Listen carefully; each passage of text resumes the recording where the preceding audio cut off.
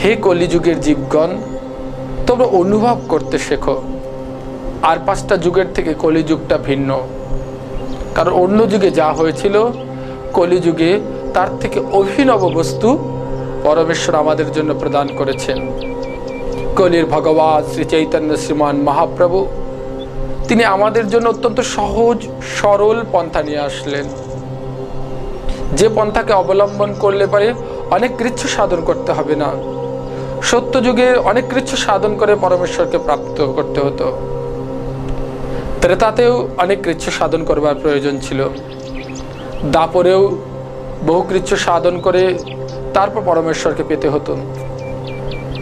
পরমেশ্বর দেখলেন কলির জীব অত্যন্ত স্বল্পায়ু, তাদের আয়ু অত্যন্ত অল্প, এবং এই অল্প আয়ু নিয়ে অনেক দিন ধরে সাধনা করবা বা অনেক ধৈর্য সহকারে পূজন অর্চন ইত্যাদি করবার মতো মানসিকতাও কলির জীবগণের ধীরে ধীরে ক্ষয়িষ্ণু হতে শুরু করেছে।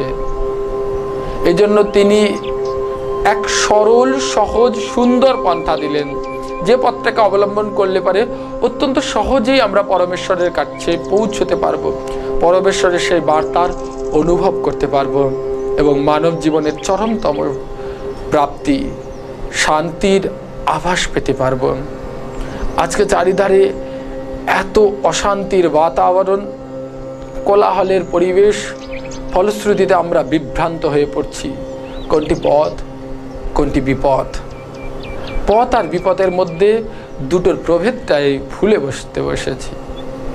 যদি এটাকে আমরা সঠিকভাবে নির্বাচন করতে না পারি, সঠিক পথে যদি আমরা না যাই, তাহলে গন্তব্যে পৌঁছানো যাবে না।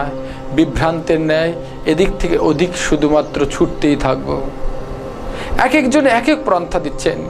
কেউ বললেন এই মন্ত্র জপ করো, তাতে তোমার সিদ্ধি হবে। কেউ বললেন এই কার্য সাধন করো, তাতে তোমার প্রাপ্তি হবে। কেউ বললেন তুমি এটি করো, তাতে তোমার কল্যাণ হবে।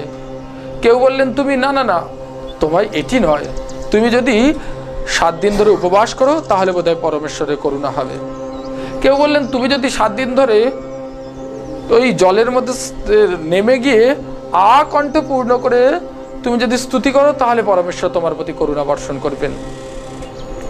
হাজারো পন্থা, হাজারো বিধিবিধান পরমেশ্বর শ্রীমদ্ ভাগবত গীতায় দেখালেন। সবকিছুর গন্তব্য এক জায়গায়। দেখুন, পাহাড় থেকে পর্বত থেকে জলরাশি, সমস্ত জলরাশি বেয়ে বেয়ে চলে আসছে, কিন্তু তার গন্তব্য সমুদ্র।